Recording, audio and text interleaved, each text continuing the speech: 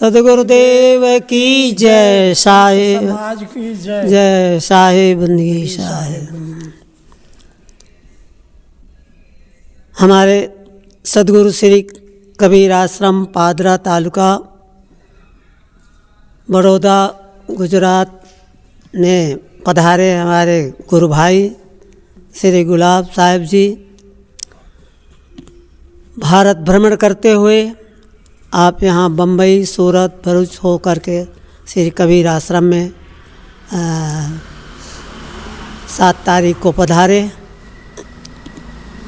तो हमने उनसे कुछ प्रश्न किए, साहब आप किस उद्देश्य से पूरा भारत भ्रमण करने के लिए निकले हो और आपका लक्ष्य क्या है, इस पर हमने थोड़ा उनसे जानना चाहे। तो प्रथम हम उनसे पूछते हैं कि पहले आप अपने जीवनी पर थोड़ा प्रकाश डालें साहब।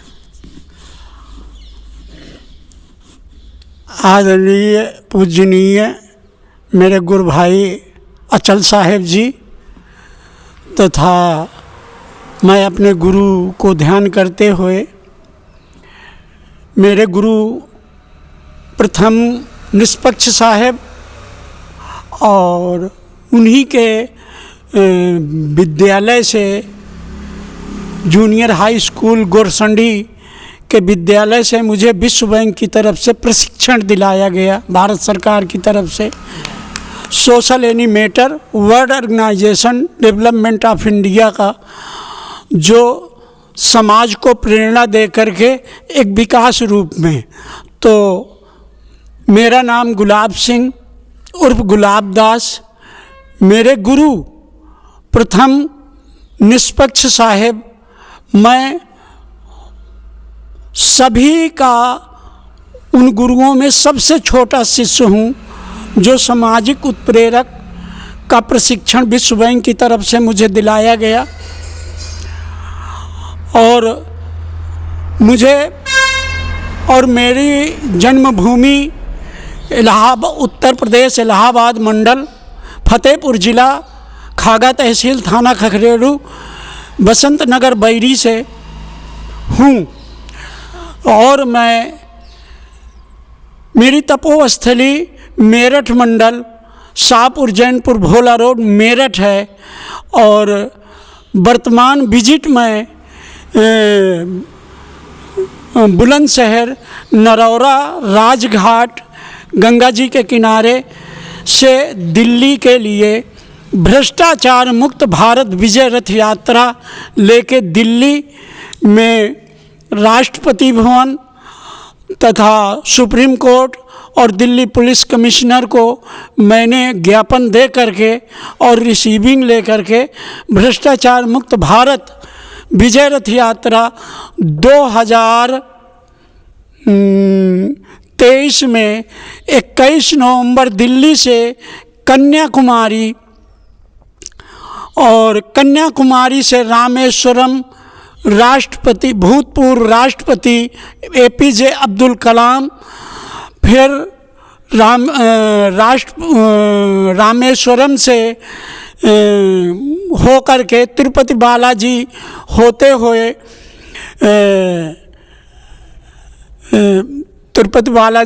हुए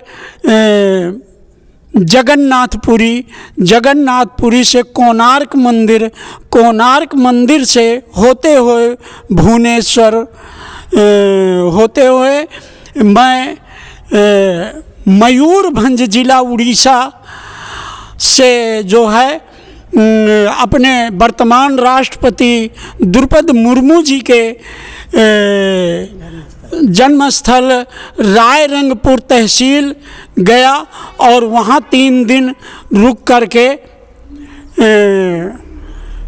वहाँ लोगों से व्यवहार बनाया और लोगों से चर्चा, भ्रष्टाचार पर चर्चा की और लोगों ने मुझे सम्मानित किया और शहादत दी और मेरा आदर किया। तो फिर मैं वहाँ से रिटर्न होकर के सीधे वेस्ट बंगाल कलकत्ता पहुँचा। कलकत्ता में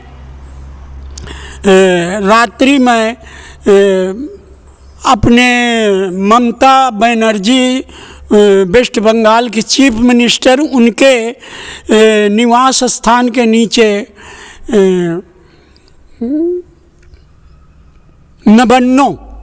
नबन्नों के नीचे रात्रि विश्राम किया और वहाँ से फिर सुबह उठ करके मैं वेस्ट बंगाल पहुँचा।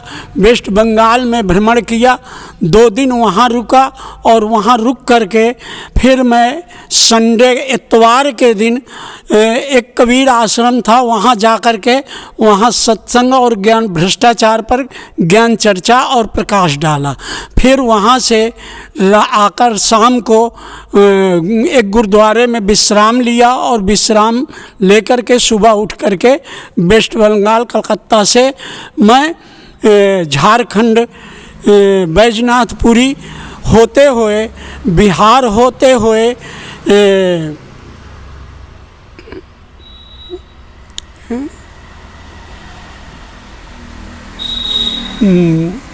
पूर्णिया, बिहार, पटना होते हुए बनारस से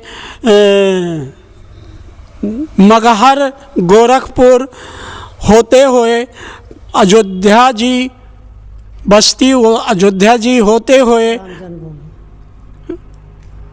राम जन्मभूमि अयोध्या जी होते हुए मैं दिल्ली के लिए वापस हुआ 22 मई को। 21 नवंबर से 22 मई को मेरी दिल्ली वापसी हुई, जिसमें मैं 11,500 किलोमीटर की यात्रा तय की थी। फिर 5 जुलाई को दिल्ली से यात्रा कश्मीर के लिए शुरू की, जिसमें 5 जुलाई से 31 जुलाई को मेरी कश्मीर की यात्रा दिल्ली आकर के समाप्त हुई। दूसरी यात्रा मैंने दिल्ली से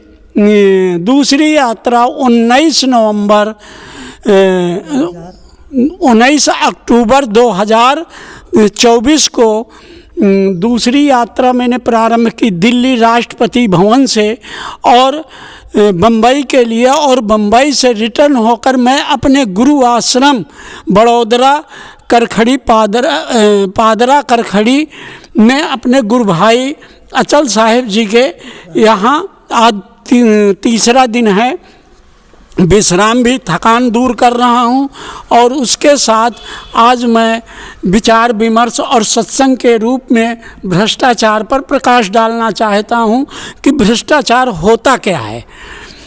और अब मैं भ्रष्टाचार के बारे में बताना। ठीक, साहिब जी के पूरे भारत पर जो भ्रमण किए, वो कहाँ कहाँ स्थानों पर गए वो उन्होंने बतलाए। हम उनसे अभी ये जानना चाहते हैं कि जब हम यात्रा में रहते हैं तो कितनी कितनी कठिनाइयों का सामना करना पड़ता है, तो अपने कुछ खट्टी मीठी समाज के लिए जो हमें शिक्षा मिले उस पर थोड़ा प्रकाश डालें कि कहाँ गए तो उनका स्वागत हुआ और कहाँ कुछ लोग अपमानित भी किए, या कहाँ कहाँ पर ऐसे जो खट्टे मीठे कुछ अनुभव बतलाएं जिससे कि समाज आज उनको देखकर और उनके मन में भी प्रसन्नता हो कि भाई चलो अपने भी चलते हैं, लोग प्रेरणा लें। इस पर हम जानना चाहते हैं कि साहब कुछ अपने जीवन में जो आपने अभी तक की यात्रा की हो उसमें थोड़ा अपना कुछ अनुभव प्रकाश डालें समाज सुधार के बारे में। आदरणीय पूजनीय मेरे गुरु भाई अचल साहब, संत समाज तथा मेरे गुरुदेव ज्ञान साहब, निष्पक्ष साहब, अभिलाष साहब, आज मैं अपने गुरु आश्रम के करखड़ी गांव, पादरा तहसील, ज़िला बड़ौदरा, गुजरात में हूँ। और मेरी जिज्ञासा है कि मैं भ्रष्टाचार पर बताना चाहूँगा। तो मुझे यात्रा में मुझे कहीं कोई भ्रष्टाचारी मिला ही नहीं। मैं जहाँ जिस तरह जी में आया, जगह मिली है तो ठीक है, जगह नहीं मिली, अंधेरा हो गया तो मैं फुटपाथ पे सोया हूँ। और फुटपाथ पे भी जैसे ही साइकिल मैंने खड़ी कर दी है, जिस तरह मेरी साइकिल मैंने ताला कहीं नहीं लगाया, मेरी साइकिल उसी तरह सुबह मुझे सो के उठा हूँ तो मेरी साइकिल सुबह उसी तरह मिली है। तो मुझे देश में कहीं भ्रष्टाचार करने वाला कोई व्यक्ति नहीं मिला। मुझे सम्मान देने वाले, रास्ता चलते मुझे खाना खिलाने वाले, मेरे मुंह में अपने हाथों से सम्मान करने वाले, माला पहनाने वाले मुझे मिले। तो मैं ये मुझे मिला कि मेरे देश में भ्रष्टाचार करने वाले लोग नहीं हैं, बल्कि भ्रष्टाचार कराने वाले लोग हैं जो अच्छे लोगों को भ्रष्टाचार में जोड़ करके देश और समाज को में गंदगी फैलाते हैं, गुमराह करते हैं। तो जो कि आतंकवाद और भ्रष्टाचार का रूप ले करके एक बहुत बड़ा विस्तृत रूप धारण करता है। तो मैं अपने देश के लोगों से इतना प्रभावित हूँ और जहाँ जहाँ गया वहाँ के लोगों की मैंने समीक्षा की कि ये लोग पीड़ित क्यों हैं, ये दुखी क्यों हैं। हम देश में समाज को विकास करने के लिए शासन सत्ता का चुनाव करते हैं, तो हमारे देश में ये गरीब लोग दुखी क्यों हैं, पीड़ित क्यों हैं। इसमें देश की शासन सत्ता इन पर जो है नज़र क्यों नहीं इनकी आती है, या मीडिया इन पर प्रकाश क्यों नहीं डालता है, इनको शासन सत्ता तक क्यों नहीं पहुंचाया जाता। और शासन सत्ता से मैंने कई बार मिलने की कोशिश की, लेकिन शासन सत्ता के अंतरी मंत्री, संतरी तथा न्यायपालिका के लोग मिलने से कतराते हैं, या मिलना नहीं चाहते, या मिलने नहीं देना चाहते। मुझे सबसे बड़ा दुख इस चीज़ का है। अब हमने ऐसे सुना कि भाई सरकार बोलती है कि हम 80 करोड़ जनता को मुफ्त में भोजन देते हैं, सबको राशन दिया जाता है, तो फिर ये बेचारे दुखी कैसे हैं, उनको क्या क्या नहीं मिलता है, उसमें सरकार क्यों नहीं ध्यान देती है। इस विषय पर मैं सब जगह कहीं कहीं अनुभव जो किया हूँ उस पर आप थोड़ा प्रकाश डालें। तो मेरे देश में जो शासन सत्ता है, ये गरीब लोगों को शिक्षा की व्यवस्था का अभाव, कि गरीब लोगों के बच्चे शिक्षित नहीं हो रहे, वो भीख मांगते हैं, कबाड़ बीनते हैं, और जो घर कहते हैं कि हमने 1 करोड़ गरीब लोगों को मकान बना के दिए हैं, उन लोगों का कथन है कि हमारी झोपड़ी सरकार ने बना के दी है, वो बारिश में टप टप चूती है। तो आखिर वो झोपड़ी जो बना के दी गई है वो चूती क्यों है। जब 2.5 लाख रुपए 3 लाख रुपए कॉलोनी के लिए दिया जाता है, सरकार दे रही है, तो आखिर वो कॉलोनियाँ बनती क्यों नहीं। हमारे देश में शिक्षा स्तर का डेवलपमेंट क्यों नहीं हो रहा, हमारे देश में गरीब लोगों को रोजगार क्यों नहीं मिल रहा है, वो अपनी गरीबी को मेहनत करके अपनी गरीबों को दूर कर सकें। तो हमें सबसे बड़ी समस्या हमारे देश की है। तो जिनको रोजगार नहीं मिलेगा, जिनको काम नहीं मिलेगा, तो वो लोग चोरी करके अपना भरण पोषण करेंगे, या अपने बच्चों को संस्कार कबाड़ बिनेंगे, चोरी भीख मांगेंगे। तो ये हमारे देश की बहुत बड़ी विडंबना है।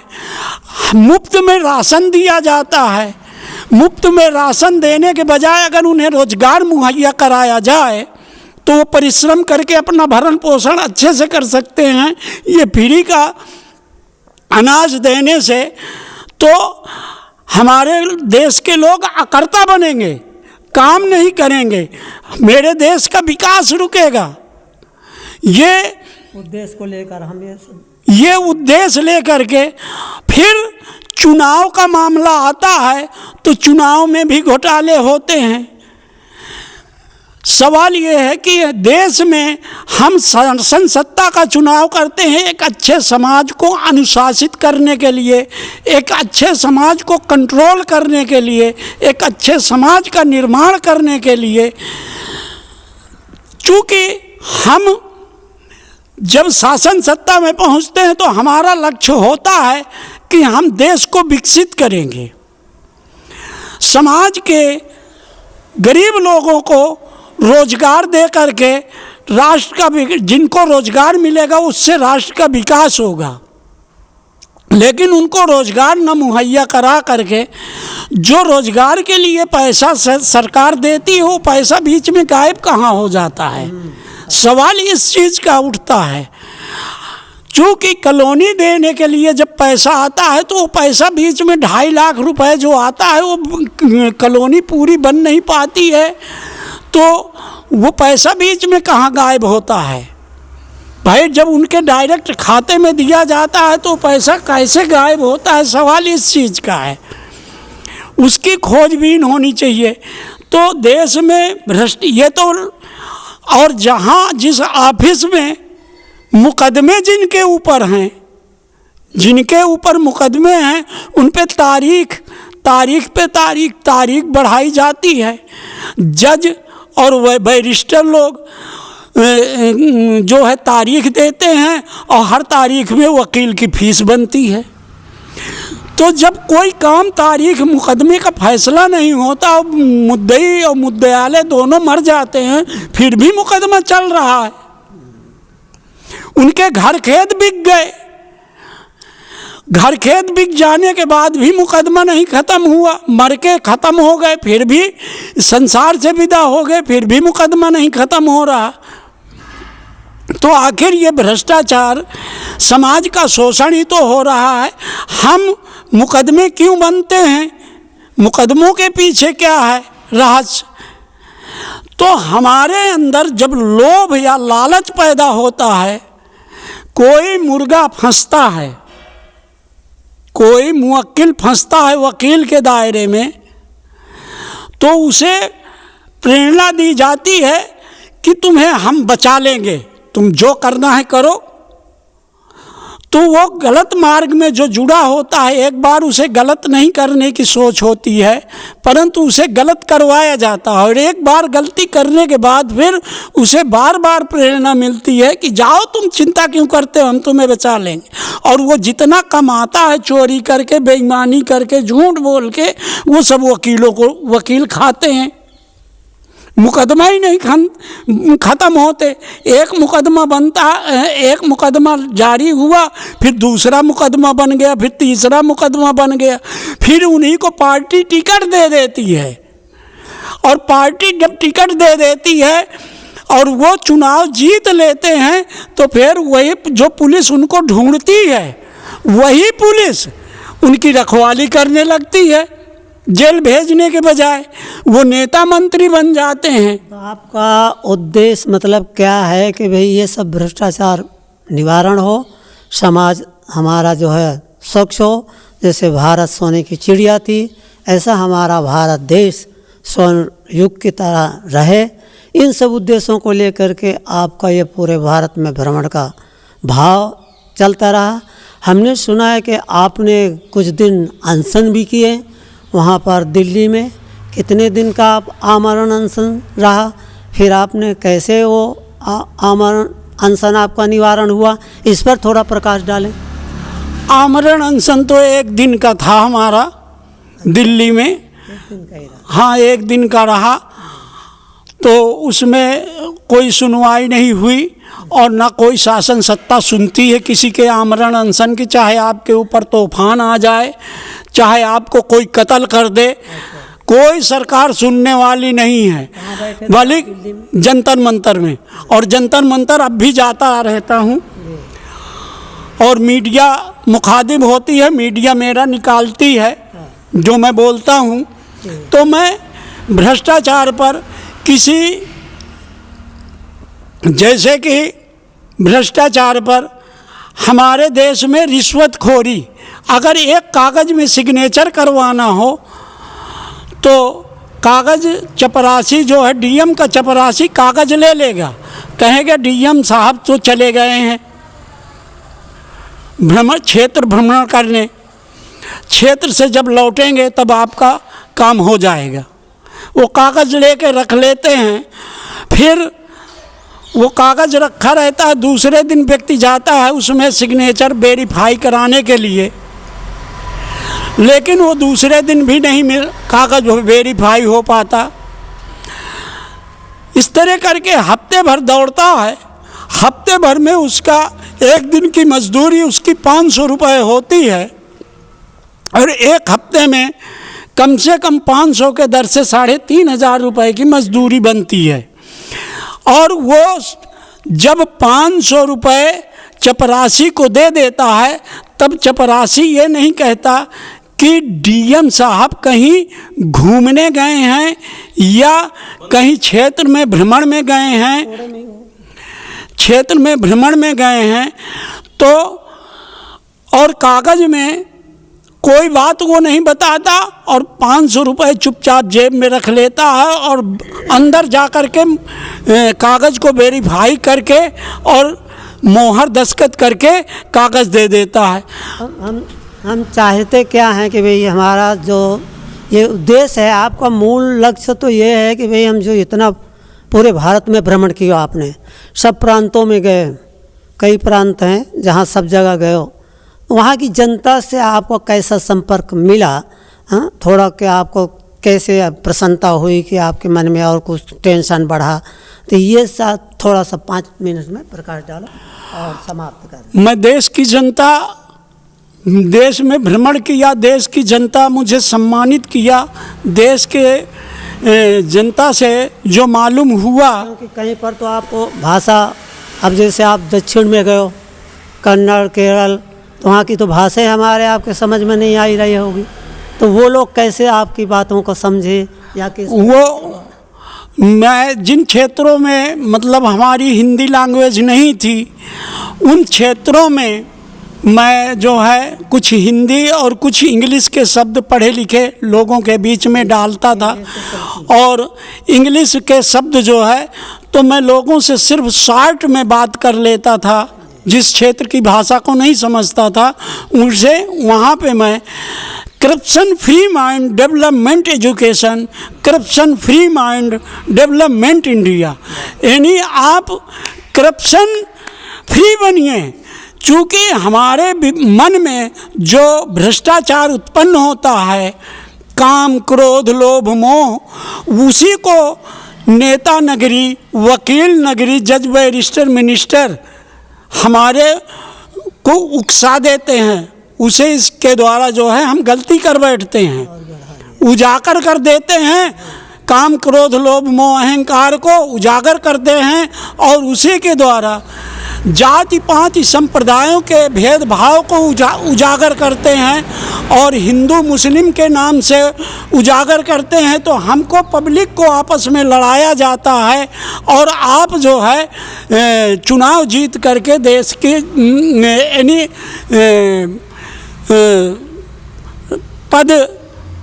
मंत्री पदों के सुख का भोग भोगते हैं और देश की जनता आपस में लड़ती रहती है। हमें ये भी देखना चाहिए कि भाई हम कहते हैं कि नेता लोग तो करेंगे अपना काम, परंतु हमें जनता को भी तो सतर्क होना चाहिए। जो जनता हम जानते हैं कि भाई हमको ये लड़ा रहे हैं, हम हिंदू मुस्लिम हम भाई भाई कहते हैं, तो क्या भाई भाई का उद्देश्य मानते हैं? हिंदुओं का तो अलग लक्ष्य रहता है, मुसलमानों को जहाँ देखो उनका अलग लक्ष्य रहता है। यदि हम हिंदू मुस्लिम भाई भाई हैं और एक ही ईश्वर की संतान है या एक ही खुदा गाड़ की हम संतान हैं, तो दूसरा है नहीं, तो फिर हमें भी तो जनता को भी विवेक करना चाहिए। नेता बहुत लड़ावे, और हमारे अंदर ये क्यों नहीं जगता है कि हम आपस में एक दूसरे को समझाओ? हम अब सवाल ये है कि हमारी लैंग्वेज यानी कहीं उर्दू है, कहीं तमिल है, कहीं हिंदी है, कहीं कन्नड़ है, कहीं मलयालम है, कहीं मराठी है, कहीं गुजराती है। तो हम भाषाओं को यानी साहित्य को नहीं समझ, साहित्य के शब्दों को न जान करके टकराते हैं और उन्हीं को लेकर के टकराया जाता है, टकराव बनाया जाता है ताकि हमारा वोट समीकरण बने और हम सत्ता में पहुँचें और सत्ता का सुख भोगें। इसी तरह आतंकवाद बना करके हमारे सैनिकों को भी आतंकवाद के दायरे में घेरा जाता है ताकि आतंकवाद होता रहे, सैनिक भले मरे लेकिन हमारी सत्ता की कुर्सी बरकरार रहे। इसलिए मैंने कुल खोज करके देश की जनता को देखा तो मुझे देश की जनता में कहीं भ्रष्टाचार नहीं मिला, बल्कि मुझे देश की जनता ने इतना सम्मान दिया, इतना प्यार दिया।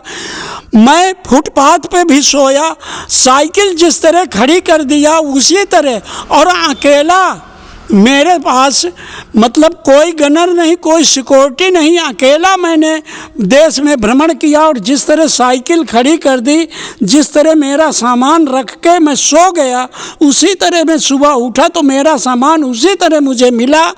मैं यानी तो देश की जनता में भ्रष्टाचार नहीं है। मैंने जो खोज किया भ्रष्टाचार और आतंकवाद की वो हमारे जज, बैरिस्टर और मिनिस्टरों में पाया गया और वहीं से देश की जनता को लड़ाया गया। इसके लिए हमने इस उद्देश्य से आपका ये भारत भ्रमण हुआ और आप इस भावना से जनता से संपर्क किए और संपर्क में आप ये पाए कि भाई जो नेता ठीक हो जाएं और जो वहाँ बैरिस्टर बैठे हैं, जज जिनको हम न्यायाधीश बोलते हैं, वे निष्पक्ष हो जाएं, वो भी पक्ष ना लें।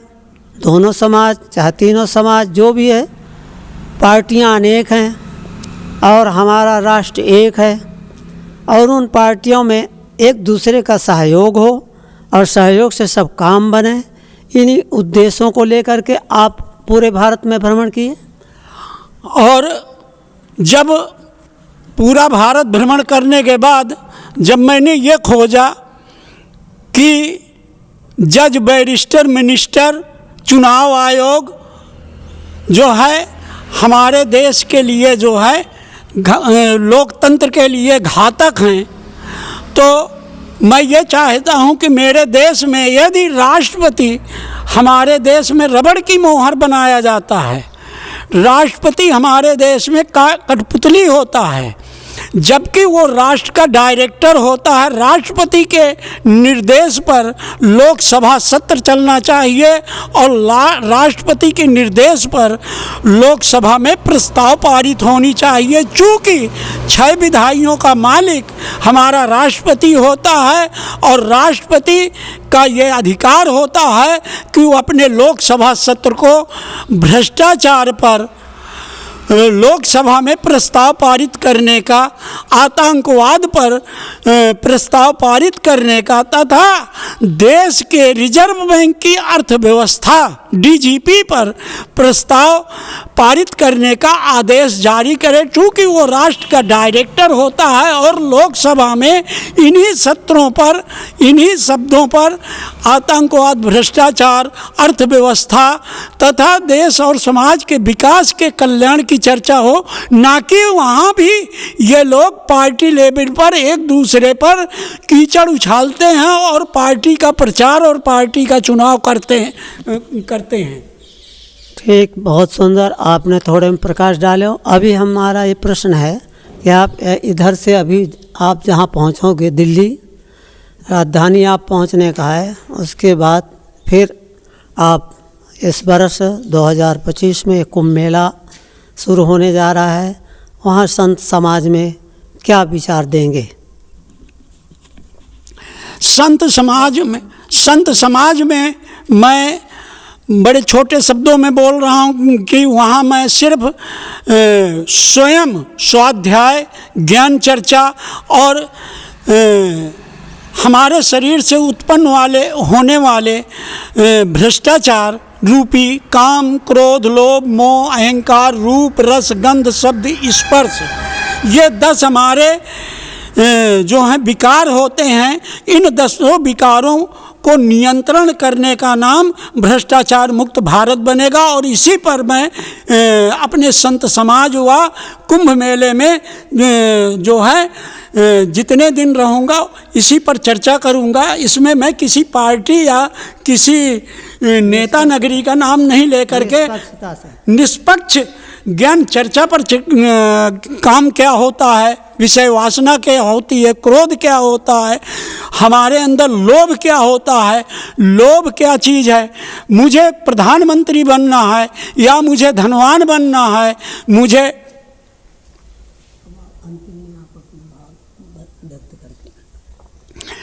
तो मुझे मंत्री बनना है, ये मेरे अंदर की जो आकांक्षाएं ऊंची ऊंची हैं, मैं यानी कि समाज को आपस में लड़ा कर या समाज को शोषित करके इन पदों को ना पा करके बल्कि समाज सेवी बन करके उस पद में पहुंचने का प्रयास करूं, बल्कि ये ना कह करके उन्हें आतंकवादी या भ्रष्टाचारी बना करके, जैसे कि हमारा धर्म से सभी धर्म अपने अपने साहित्य शैली के आधार पर सभी धर्म अपनी अपनी जगह पे सर्वमान्य हैं। सभी मजहब अपनी जगह पे मजहबों का नाम कुनबे के आधार पर रखा गया। जैसे मुस्लिम कुनबा है, हिंदू कुनबा है। हिंदू कुनबा कहाँ से रखा गया? ये अरबी का शब्द है हिंदू, जो सिंधु नदी का नाम अरबी में हिंदू नाम रखा पड़ता है, तो सिंधु नदी से हिंदू बनता है, हिंदू से हिंदी साहित्य शैली बनती है। तो इसी तरह इस्लाम, इंसानियत को सलाम करने का नाम इस्लाम होता है, इस्लाम से मुसलमान, ये उर्दू के अल्फाज हैं। तो सबकी अपनी अपनी साहित्य शैली का सम्मान बराबर है। सभी साहित्य शैली हमको समान भाव देती हैं, परंतु हमारी हर साहित्य शैली का न समझना, उनके शब्दों को न समझना, ये हमारे अंदर विचारों में परिवर्तन, तनाव पैदा करता है। विचारों को न समझ पाना ही हमारे लिए तनाव पैदा करता है। इन्हीं शब्दों के साथ मैं अपनी वाणी को विराम देना चाहता हूँ तथा कुछ शब्द मैं अपने गुरु भाई अचल साहब तथा गुरु भाई कुमार साहब से दो शब्द जानने की जिज्ञासा कि मेरा विचार आप लोगों को कैसा लगा। ठीक, बहुत सुंदर साहिब बंदगी, आपके जो विचार हैं पूरे भारत भ्रमण करके जो भी आपने सार पाए और जो आपके मन में था कि भाई भारत भ्रष्ट हमारा राष्ट्र हो, हमारा राष्ट्र जो है अच्छा बने, सुंदर बने, श्रेष्ठ बने, विश्व गुरु जैसे पहले था वैसे आज भी हो। और ऐसा लगे भी हैं महापुरुष जो भी हैं, सब लोग तो भ्रष्ट होते नहीं हैं, सब जगह अच्छे और बुरे समाज होती है। आपके मन में जो भावना थी वो हमने सब सुने और आपका बहुत बढ़िया ये उद्देश्य है। हम अपनी संस्था की ओर से, कुछ गुरुजनों की ओर से आपका बहुत बहुत अभिनंदन करते हैं, स्वागत करते हैं, सम्मानित भी करते हैं। और आप इसी प्रकार से समाज को आगे भी पथ प्रदर्शन करते रहें। इन शुभकामनाओं के साथ हम अपनी वाणी विराम देंगे। हमारे कुमार भाई से हम कहेंगे दो शब्द कह के और समाप्त थोड़ा आप अभी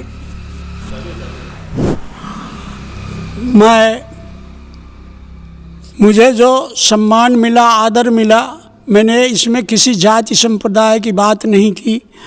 मैं सबके हित के लिए सबसे पहले मुझे 15 साल तो तपस्या करके अपने आप को साधने में लगा। चूँकि जिस कर्तव्य को मुझे करना है, जिस चीज़ को, वो चीज़ पहले मुझे अपने जीवन में लागू करना है। जब तक मैं उसे अपने जीवन में लागू नहीं कर सकता तब तक मैं किसी दूसरे को उपदेश देने का अधिकार नहीं रखता। सबसे पहले मुझे अपने मानसिक विचारों की कमियों को या अपने शारीरिक कमियों को या अपने दुर्गुणों को एक तरफ करके और एक सकारात्मक सोच बना करके और अपने आप को सकारात्मक उद्देश्य ले करके कि मुझे जीना है तो संसार में सिर्फ सबके कल्याण के लिए जीना है और सबसे पहले मैं अपने आप को सुधारूंगा, तब समाज के लिए आगे कदम रखूंगा। इन्हीं शब्दों के साथ मैं अपनी वाणी को विराम देता हूँ। जय हिंद, जय भारत, वंदे मातरम, वंदे मातरम। साहेब बंदगी, साहेब बंदगी, साहेब बंदगी। बोलिए ज्ञान साहेब जी की जय, अभिलाष साहेब की जय, संत समाज की, सदगुरु कबीर साहेब की, करखड़ी गांव की, संपूर्ण विश्व जगत की। बहुत सुंदर कहें। सुधरे व्यक्ति समाज व्यक्ति से, इसका असर राष्ट्र पर हो। जाग उठे जन जन का मानस, ऐसी जागृत घर घर हो। ये हमारे साहिब जी का उद्देश्य है। ये हमारे तफसीर साहिब जी जो निष्पक्ष साहिब जी हैं, उनकी वाणी है। शुरू में उन्होंने ऐसे उद्देश्य लगाए। हम लोग गांव-गांव में नारा लगाते थे, ध्वजा लेकर फहराते थे, निरपक्ष अहिंसा सत्य की जय, कबीर ध्वजा फहराए हम, बड़े प्यार से भगनी बंधुओं जीवन सफल बनाए हम। मेरे गुरुदेव जी निष्पक्ष साहेब, तपसी साहेब, जिनकी तपोस्थली मेरी जन्मभूमि बसंत नगर, बैरी, खखरेरू, फतेहपुर, उत्तर प्रदेश थी, उन्होंने जब मुझे नामदान दिया और नामदान देने के बाद उन्होंने मुझे यह आशीर्वाद दिया।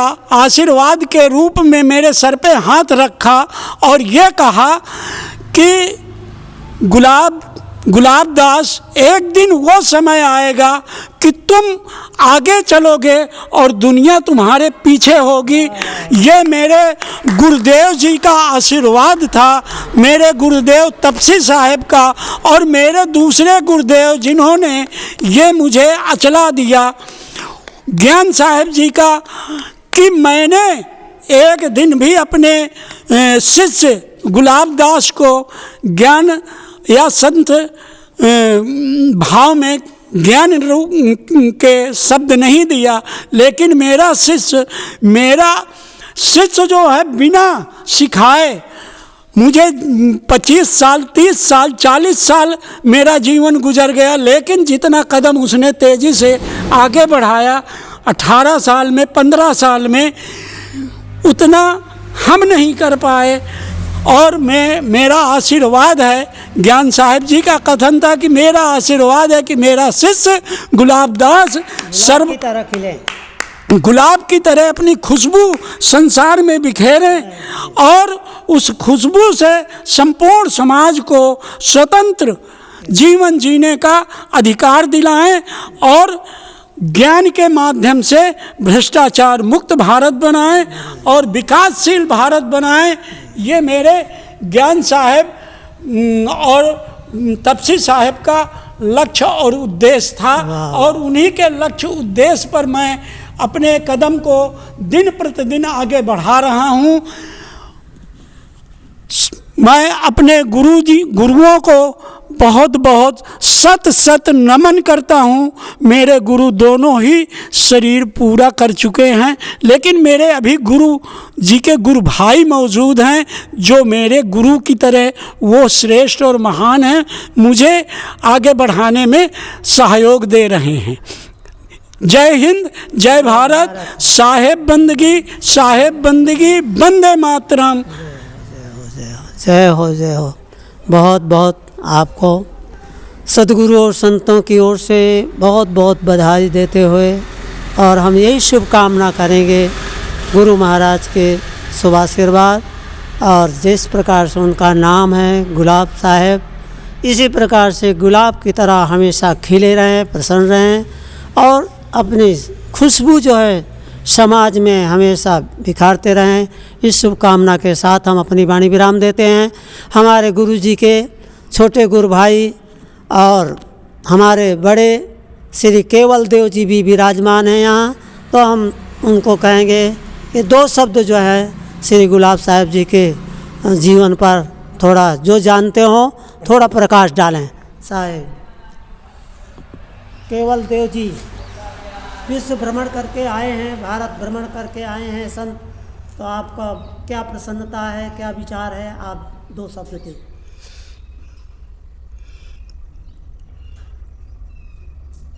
मैं कुछ वर्षों से देख रहा हूँ कि हमारे गुरु भाई संत श्री गुलाब साहब जी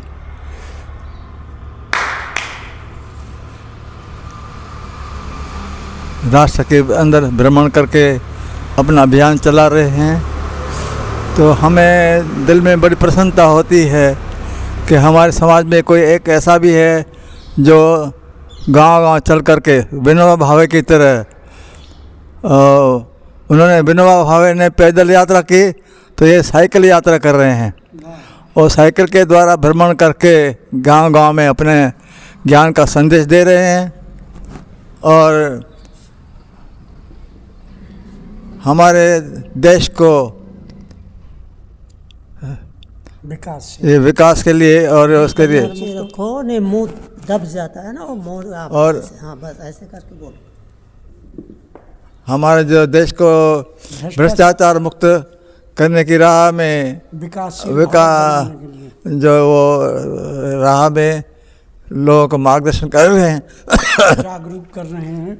मैं एक बात मज़े की बताऊं कि मेरा संसारी जीवन में मैं मिलिट्री का सिविल इंजीनियर रहा और मैंने 15 साल सर्विस की और 15 साल के सर्विस में मैं ऐसी जगह पे था जहाँ मैं काफ़ी रिश्वत ले सकता था और अपना धनवान बन सकता था, क्योंकि कंस्ट्रक्शन का काम था, ठेकेदार लोगों के ऊपर मेरा ये था और ठेकेदार लोग भी लालच रहते थे मुझे कुछ रिश्वत देने के लिए, लेकिन मैंने कभी भी उनसे रिश्वत नहीं ली और ये कहा कि जो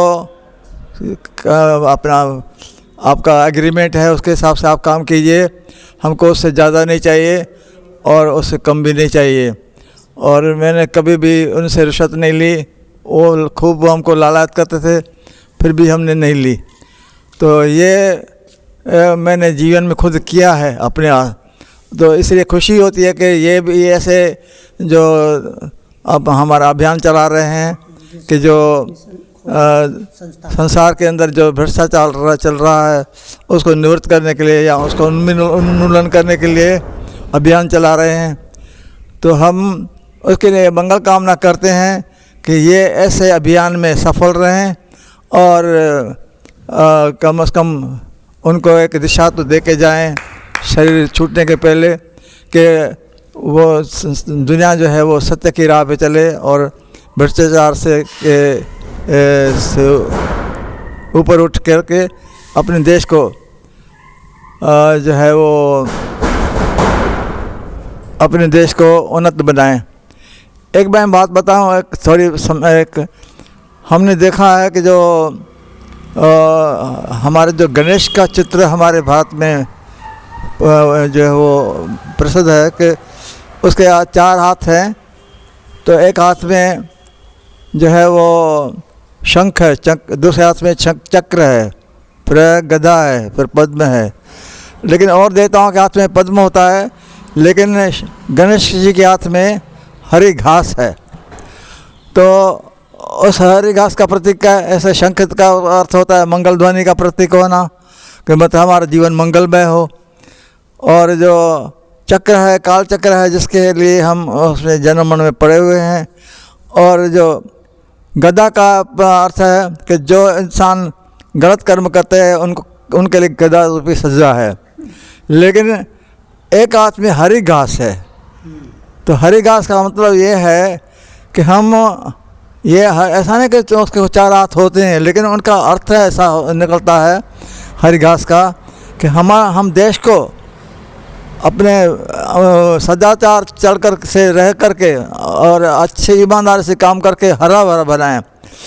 मुझे याद है कि जब मैं छोटा था तो और करीब विद्यार्थी जीवन में था, तब अमेरिका से हमारे भारत में गेहूं आती थी और अपने देश में बिकती थी सफ़ेद गेहूं, जो वहाँ के घोड़े भी नहीं खाते थे। अमेरिका हमको बेचती थी, हमको वो खानी पड़ती थी। लेकिन बाद में हमारे देश में कुछ ऐसे मंत्री भी आए जिन्होंने जो है वो हरित क्रांति लाई और उसमें हमारे देश के अंदर ऐसा अच्छा गेहूं पैदा होने लगा, जो आज वो गेहूं का जो है वो निर्यात होता है और देशों में बेचा जाता है, और अच्छी गेहूं। तो ये हरित क्रांति है। उसका मतलब ये है, हरी घास का मतलब ये है कि हम ऐसा जीवन में काम करें कि जो हमारा देश हरा भरा हो और हम उसमें सुखी रहें और हमारा जीवन उन्नतशील हो। तो हमारे गुलाब साहब जी उस विषय में अभियान चला रहे हैं। तो ये बहुत ही हर्ष की बात है जो ऐसा अभियान चला करके देश को उन्नत कर रहे हैं और देश को उन्नत कर रहे हैं और अपने देश को हरा भरा बनाने की कोशिश कर रहे हैं। मैं उनको अपनी ओर से मंगल कामना करता हूं कि वे अपने अभियान में सफल रहें और जो देश को उन्नति की ओर ले जाने के लिए लोगों को मार्गदर्शन करें और हमारा देश उन्नत हो, हरा भरा हो और हम सब सुखी हों, हमारा राष्ट्र सुखी हो। तो इसलिए हम कहें हम ऐसे भी कहेंगे कि हम ऐसे देश में रह रहे हैं, ऐसा देश हमारा हरा भरा हो और हम सारे संसार देशवासी जो है वो बहुत ही सुखी हों और अपने जीवन में आनंद से रहें। इन शुभकामनाओं के साथ मैं अपनी वाणी को विराम देता हूँ। बोलिए श्री सद्गुरुदेव की जय, संत श्री गुलाब साहब की जय, सर्व संतों की जय, संपूर्ण विश्व की जय। साहेब बंदगी साहेब बंदगी। बहुत सुंदर श्री केवल साहब जी प्रकाश डाले, थोड़ा सा अपने विचार दिए। और हमारे गुलाब साहब जी का एक उन्होंने पत्रिका निकलती है उनकी, और वो कबीर संदेश सेवा संघ, विश्व निर्माण सेवा संघ, नई क्रांति, कबीर संदेश और सेवा संघ, संपूर्ण विश्व जगत को एक सूत्र में पिरोने के, संपूर्ण विश्व बंधुत्व के भाव में सबको एक सूत्र में पिरोने के लिए उन्होंने ये उद्देश्य से संघ की स्थापना किए हैं और इसी उद्देश्य को लेकर उन्होंने पूरे भारत में भ्रमण किए। ऐसी इनकी शुभकामनाएं और दिन दूना रात चौगुना फूलें। इन शुभकामनाओं के साथ हम अपनी वाणी विराम देते हैं। बोलिए सद्गुरुदेव की जय। जय भारत। निगाहों में मंजिल थी, गिरे और गिरकर संभलते रहे। निगाहों में मंजिल थी, गिरे और गिरकर संभलते रहे। हवाओं ने लाख कोशिश की, चिराग आंधियों में जलते रहे। जय हिंद, जय भारत, वंदे मातरम। भ्रष्टाचार मुक्त भारत, विकासशील भारत, भ्रष्टाचार मुक्त विवेक बनिए और विकासशील डेवलपमेंट, शिक्षा का डेवलपमेंट हो। बहुत बहुत धन्यवाद।